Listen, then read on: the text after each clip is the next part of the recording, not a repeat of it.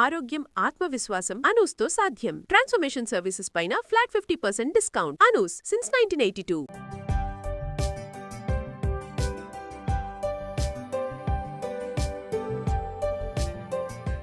Hi, welcome to India's largest digital media network Suman TV. నేను మీ Keerthi. Hi అండి, నమస్తే. నేను మీ స్వాతి. సో కీర్తి, స్వాతి కలిసి ఈ రోజు ప్రేక్షకులకి మరొక కొత్త వెరైటీని పరిచయం చేయబోతున్నారు. ఏంటది? మరేంటో కాదండి, అది పాలకూరతోనే మనం పాలకూర ఉల్లికారం రెసిపీని చేసుకుంటున్నాము. ఓ, పాలకూర ఉల్లికారమా? ఉల్లికారంలో ఎన్నో వెరైటీస్ చూసాం, వెజ్ అండ్ నాన్ వెజ్ లో. బట్ పాలకూర maybe for the first time నేనైతే వింటుంది. అంటే పాలకూర జనరల్ గా మనం ఏమనుకుంటాం, పాలకూర అనగానే మనకి మొట్టమొదటగా గుర్తొచ్చేది పాలకూర పప్పు లేదా పాలకూర పకోడా. అలా కాకుండా ఇలా కాస్త ఉల్లిపాయని రోస్ట్ చేసి ఉల్లికారాన్ని మనం యాడ్ చేసుకుంటే చాలా బాగుంటుంది. సో పాలకూర ఉల్లికారానికి కావాల్సిన పదార్థాలు మనం ముందుగా పాలకూరని అయితే తీసుకోవాలి. నేనైతే 5 కట్టల పాలకూరని వాడుతున్నాను. అలాగే ఉల్లిపాయ, కరివేపాకు, 3 లేదా 4 ఎండుమిరపకాయలు, లేదా మీ రుచికి సరిపడా కారాన్ని బట్టి మీరు ఎండుమిరపకాయలని తీసుకోవాలి. 1 టీ స్పూన్ ధనియాలు, 1 టీ స్పూన్ ఆవాలు, కాస్త మినపగుళ్ళు, కాస్త శనగపప్పు, అలాగే మనకి 10 నుంచి 12 వరకు వెల్లుల్లి రెబ్బలు కూడా కావాలి. రైట్. అలాగే మనం ఇందులోకి కొద్దిగా పచ్చిమిరపకాయలను సన్నగా తరిగి కూడా యాడ్ చేసుకోవాలి. రైట్. సో ప్రాసెస్ ని స్టార్ట్ చేసే ముందు ఏమి చేయాలి? ముందుగా మనం స్టవ్ అయితే ఆన్ చేసుకొని ఈ రకంగా ఉన్న మట్టి పాత్రను ప్లేస్ చేసుకుందాం, లేదా నార్మల్ పాత్రలో కూడా చేసుకోవచ్చు. ఓకే. కాకపోతే దీనిలో అయితే టేస్ట్ బాగుంటుందని మనం చేసుకుంటున్నాం. రైట్. సో ముందు ఏం చేయాలి? ఇందులో మనం 2 టీ స్పూన్ల ఆయిల్ని అయితే యాడ్ చేసుకోవాలి. ఓకే. నూనెని కాస్త వేడి కానిద్దాం. మట్టి పాత్ర వేడి కావడానికి కొద్దిగా సమయం పడుతుంది, కానీ కరెక్ట్, ఒక్కసారి వేడైపోయాక దాని వేడిని మనం తట్టుకోలేము. ఇక అలాగే ఉంటుంది. మనం ఒకవేళ స్టవ్ ఫ్లేమ్ ని ఆఫ్ చేసాక కూడా గంట వరకు వేడిగా ఉంటుంది, చాలా సేపు వేడిగా ఉంటుంది. చూడండి, ఆయిల్ కాస్త వేడైంది. ఈ విధంగా వేడైన ఆయిల్లోకి మనం ఒక 1 టీ స్పూన్ వరకు ధనియాలని వేసుకుందాం. సో ధనియాల తర్వాత ఏమేయాలి? అలాగే ఇందులోకి మనం 1/2 టీ స్పూన్ మినపగుళ్ళు, 1/2 టీ స్పూన్ శనగపప్పును కూడా యాడ్ చేసుకోవాలి. ఇందులోకి ఒక 1/2 టీ స్పూన్ వరకు జీలకర్రను కూడా వేసుకోవాలి. ఓకే.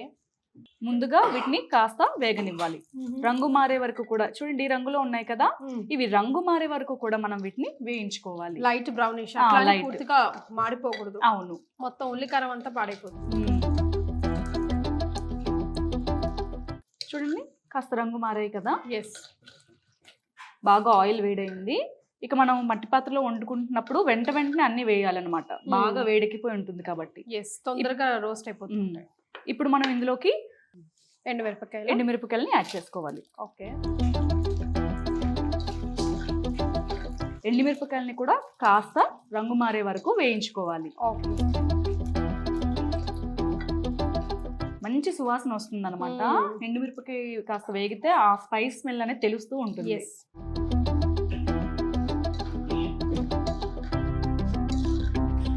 నెక్స్ట్ ఇప్పుడు మనం ఇందులోకి ముందుగానే ఆనియన్ కట్ చేసి ఉంచుకున్నాం కదా, ఈ ఉల్లిపాయలని యాడ్ చేసుకోవాలి.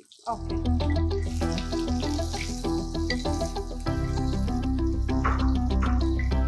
ఉల్లిపాయల్ని చక్కగా వేయించుకోవాలి, రంగు మారే వరకు కూడా వీటిని మనం వేయించుకోవాలి. ఓకే, గోల్డెన్ బ్రౌన్ అవ్వాల్సింది. అంతే.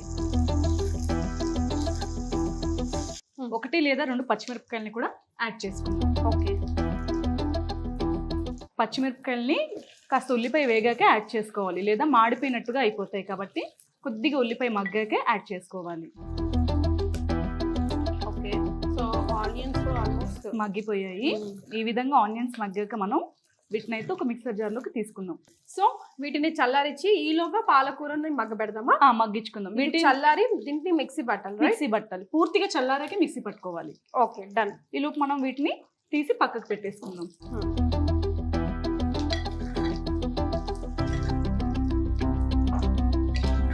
సో పాలకూరని మగ్గించుకుందాం.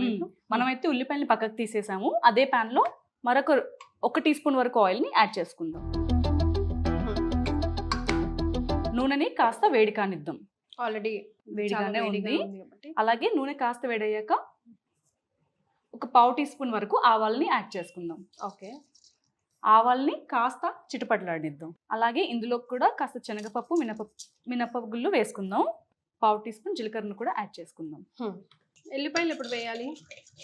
ఎల్లిపాయలు మనం అవి ఏం చేద్దామంటే, మనం ఎప్పుడైతే ఇది ఉల్లిపాయని పేస్ట్ చేసుకుంటామో అందులోనే యాడ్ చేసుకుందాం. ఓకే, సో ఉల్లిపాయ చల్లారిన తర్వాత అందులోనే ఎల్లిపాయలు వేసి మిక్స్ పట్టేద్దామా? వెల్లుల్లి రెబ్బలు ఆయిల్లో వేపుకుంటే మొత్తం మాడిపోయిన వాసన అనేది వచ్చేస్తుంది. అవి పచ్చిగా వేసి పేస్ట్ చేస్తేనే దాని ఎసెన్స్ అనేది కరెక్ట్ గా ఉంటుంది, ఆ ఫ్రాగ్రెన్స్. ఓకే, ఈ విధంగా మనం వీటిని చక్కగా వేగనిద్దాం. కట్ చేసి వాష్ చేసుకున్న పాలకూరని యాడ్ చేసుకుందాం.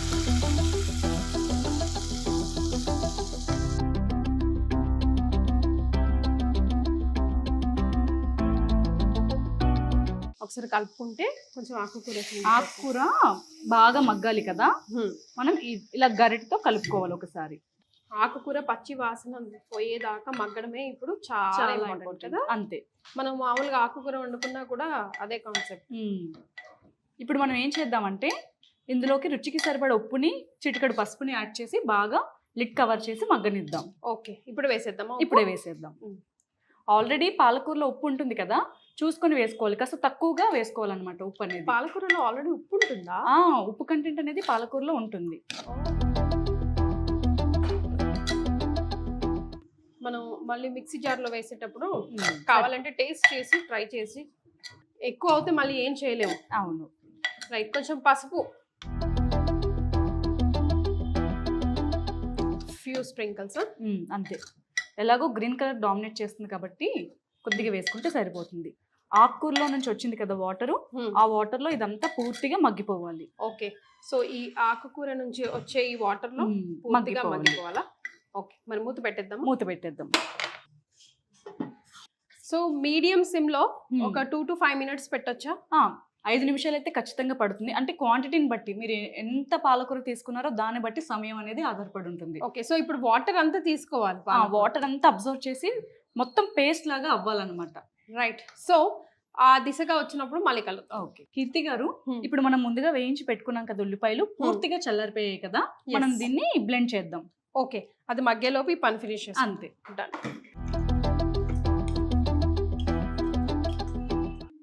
ఇప్పుడు మనం వెల్లుల్లి రెబ్బల్ని ఇందులోకి యాడ్ చేసుకుందాం. ఓకే, కాస్త ఉప్పుని యాడ్ చేసుకుందాం. ఒక చిటికెడు పచ్చిమిర్చి వేసాం, చేదు వచ్చేస్తుంది అనుకుంటాం కదా, అందుకే కొద్దిగా. రైట్.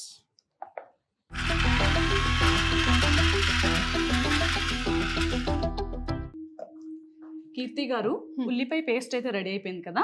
ఓకే, ఈ విధంగా స్మూత్ పేస్ట్ లాగా ఉండాలి. ఓకే, చూడండి, ఇలా మొత్తం పేస్ట్, ఎక్కడ కూడా మనకు కోర్స్ బ్లెండ్ లాగా ఉండకూడదు. ఎండుమిరపకాయలు వేసుకున్నాం కదా, మిరపకాయలు మరీ పౌడర్ అయితే అవ్వవు కదా, అందుకే చిన్న చిన్న డాట్స్ లాగా ఉండిపోయాయి. కానీ అది ఉల్లికారం అన్నప్పుడు అదే యాక్చువల్ గా దాని టెక్స్చర్ కూడా. అవును, రైట్. సో దాని పరిస్థితి చూద్దాం, ఇది పక్కన పెట్టేసుకుందాం. ఇది ఈ విధంగా మగ్గుతుంది. ఇంకాస్త ఉడకాలి. ఇంకాస్త ఉడకాకే మనం అది యాడ్ చేసుకోవాలి. ఇందులోనే యాడ్ చేయాలి. ఇంకా ఆయిల్ గట్రా ఏమి వేయకూడదు, మిక్స్ చేయాలి. మిక్స్ చేసేసి బాగా మగ్గనివ్వాలి. ఓకే, సో అంతే. ఇది ఇందులో ఆయిల్ తేలాలి ఇప్పుడు. అంతే, right. So almost 3/4 of water పోయి 1/4 ఆఫ్ వాటర్ మిగిలింది. అంతే, ఇప్పుడు వేసేయాలి. ఈ స్టేజ్ లో యాడ్ చేసుకుందాం. యాడ్ చేసేయండి. సో ఈ రెండు ఇప్పుడు బాగా పాలు నీళ్ళలా కలిసిపోవాలి ఇందులో కదా. ఇందులో బాగా కలపాలి మనం. ఈ విధంగా మనం ఉల్లిపాయ పేస్ట్ అంతా వేసాక పూర్తిగా పాలకూరలో కలిసే వరకు కలుపుకొని బాగా ఉడికించుకోవాలి. ఓకే, ఇప్పుడు మనం ముందుగా ఆయిల్ని యాడ్ చేసుకున్నాం కదా తాలింపులో, ఆ ఆయిల్ అంతా కూడా పైకి తేలే వరకు లిడ్ని అయితే కవర్ చేసి ఉడికించుకుందాం. ఓకే, సో పెట్టేసేనా? పెట్టేసేయండి. ఓకే, సో చూద్దామా? ఓకే, మంచి స్మెల్ కూడా వస్తేస్తుంది. అవును, చూడండి. ఎస్, ఆయిల్ అంతా తేలిందా? ఇదిగోండి, ఆయిల్ చక్కగా తేలింది. ఆయిల్ చక్కగా మనకి క్లియర్ గా తెలుస్తుంది. ఎస్, ఇంతే, మనకి సింపుల్ గా ఏం రెడీ అయిపోయింది ఇప్పుడు? పాలకూర ఉల్లికారం. సర్వింగ్ బౌల్ లోకి వేసేద్దామా? ఓకే,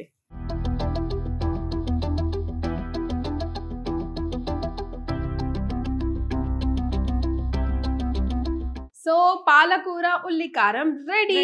పొగలు కక్కుతూ మంచి స్మెల్, చాలా చాలా యమ్మీగా ఉంటుంది అని అనుకుంటున్నాను. అయితే మనం దీన్ని ఇలాగే టేస్ట్ చేయలేం కాబట్టి మనం కొంచెం రైస్ లో తిందాం. ఓకే, చూడ్డానికే చాలా కలర్ఫుల్ గా, అట్రాక్టివ్ గా, కన్నులు తృప్తిగా అనిపిస్తుంది మాకు. ఎస్, అంటే చూసి కడుపు నింపుకోవచ్చు అంటాం కదా, ఆ మాదిరి. మేము రెసిపీ చేస్తాము, అవుట్పుట్ ని మీరు చూసి ఎంజాయ్ చేయాలి, అంతే కదా. ఎస్ బట్ మీరు కూడా ట్రై చేసి మీకు ఎలా కుదిరిందో మాకు చెప్పడం కమెంట్ చేయడం మర్చిపోద్దే.